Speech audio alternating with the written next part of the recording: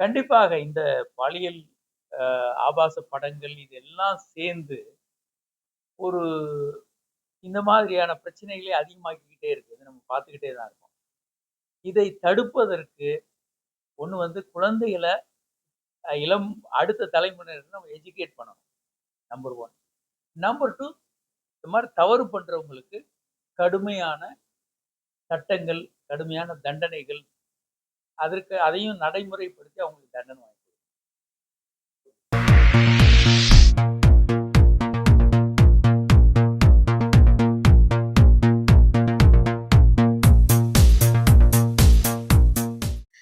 அனைவருக்கும் வணக்கம். ஜூன் 16, 17, 18, 19 4 நாட்கள் உலக பாலியல் சம்மேளனம் world association sexual health with Asia Oceanic federation of sexology, அதாவது ஆசியா ஓஷியானிக் ரீஜன்ல இருக்கிற ஃபெடரேஷன் ஆஃப் செக்ஸாலஜி, இவை இரண்டும் சேர்ந்து உலக அளவில் ஒரு பெரிய மாநாடு ஆஸ்திரேலியா பிரிஸ்பே நகரத்தில் நடத்தினாங்க. இது 2 வருடத்துக்கு ஒரு முறை நடக்குது. இந்த தடவை வந்து 2 சம்மேளனம் ஒன்றாக சேர்ந்து இந்த கான்ஃபரன்ஸ் நடத்தினாங்க. இதுல கிட்டத்தட்ட 3000 ஃபேக்கல்டிஸ் கலந்து கொண்டாங்க.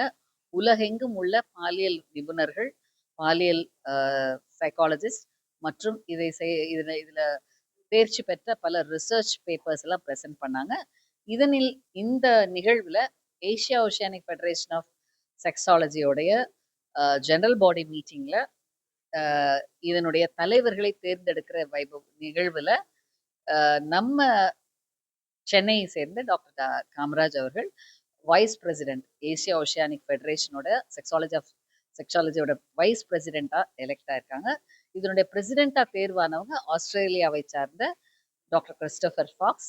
இவர்கள் இருவரும் இன்று நமது நாட்டில் அதிகரித்து வருகிற பாலியல் வன்கொடுமைகள், குறிப்பாக பெண்களுக்கு எதிரான வன்கொடுமைகள் மற்றும் பாலியல் வன்புணர்வுகள், இதனை தடுப்பதற்கான வழிமுறை என்ன, ஏசியா ஓஷியானிக் ஃபெடரேஷன் ஆஃப் செக்ஸாலஜியோடைய முக்கியமான பங்கு, sexual rights, sexual health, sexual justice, இவற்றினை எப்படி நம்ம நாட்டில் கொண்டு செல்வது என்பதை நம்ம பகுதியில் பலவித தரங்களில் கொண்டு வந்து எப்படி ஒரு செக்ஷுவல் ஹெல்த்தை முக்கியத்துவம் கொடுத்து முன்னேற்றம் அடைவது, செக்ஷுவல் ஜஸ்டிஸ் எப்படி நிகழ்வு நடப்பது என்பதை பற்றி பலவிதமான விரிவாக்க நிகழ்வுகளை இன்றைக்கு நாங்கள் கொடுத்துட்டு இருக்கோம்.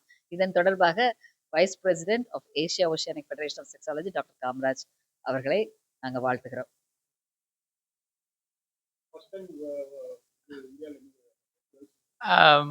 முன்னால இருந்திருக்காங்க.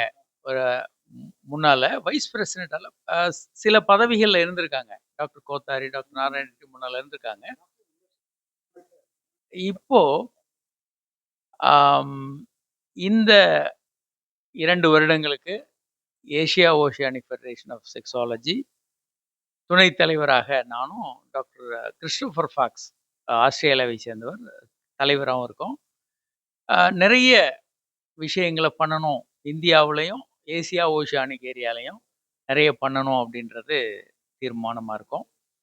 அவுட்ரீச் ப்ரோக்ராம், பள்ளிகள், கல்லூரிகள், இன்ஸ்டிடியூஷன்ஸ் அப்ரோச் பண்ணுறது, அரசாங்கத்தை அப்ரோச் பண்ணுறது. ஏன்னா அரசாங்கம் 140 கோடி பேர் இருக்கக்கூடிய ஒரு நாட்டில் வந்து அரசாங்கம் முடிவுகள் எடுக்கும்போது எல்லாரையும் ரீச் பண்ண முடியும். அடுத்த தலைமுறை வந்து எஜுகேட் பண்ண முடியும். அவங்க வந்து வெல் எஜுகேட்டடாக இருந்தாங்கன்னா இந்த மாதிரி பாலியல் பிரச்சனைகள், பாலியல் வன்முறை,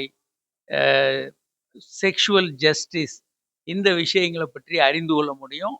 பல்வேறு பிரச்சனைகளை தவிர்க்க முடியும், தடுக்க முடியும். எலெக்ஷன், இது வந்து எலெக்ஷன் தான். ஏசியா ஓஷியானிக் ஃபெடரேஷனுடைய எலெக்ஷன் அங்கே நடந்தது. அதில் எலெக்ட் ஆனது.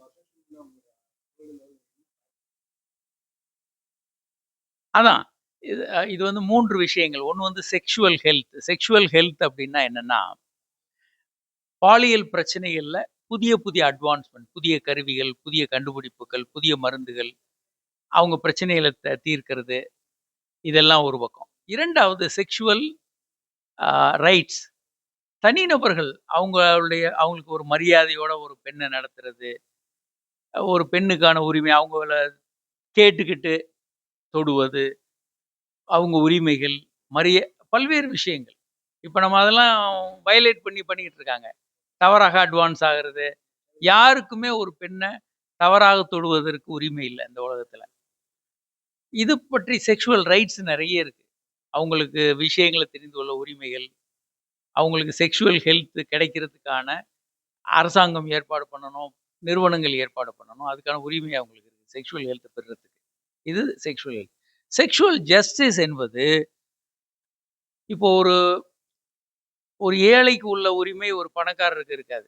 அம்பானியோட பெண்ணுக்கு உள்ள ஒரு உரிமை அல்லது அம்பானி குடும்பத்துக்கு ஒரு ஏழை குடும்பத்துக்கு இருக்காது.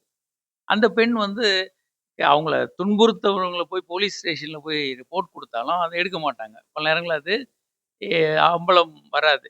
அவங்க மேல கேஸ் குடுக்குறதோ, நடவடிக்கை அப்போ சோசியலாக பெண்கள் பின்தங்கி இருக்கிறாங்க. எக்கனாமிக்கலா பெண்கள் பின்தங்கி இருக்கிறாங்க. பாலிட்டிக்கலா பொலிட்டிக்கலாவும் பின்தங்கி இருக்கிறாங்க. இப்போ உலக அளவுல நீங்க பிரதமர்கள், தலைவர்கள் அப்ப பெண்கள்னு எடுத்தோம்னா, மார்கரெட் தாட்சர், இந்திரா காந்தின்னு 2 பேர சொல்லுவீங்க. வேற யாரையும் உங்களுக்கு ஞாபகம் வராது.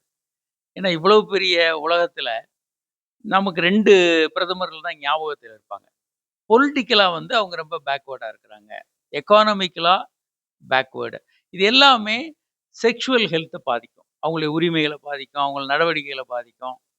அப்ப இதுக்கு செக்சுவல் ஜஸ்டிஸ் என்று தேவை. ஸ் செக்சுவல் ரைட்ஸ் என்பது மனித உரிமைகள் தான். மனித உரிமைகளை மீட்டெடுக்கும்போது தான் இது முழுமை பெறும் அப்படின்றது தான் உண்மை.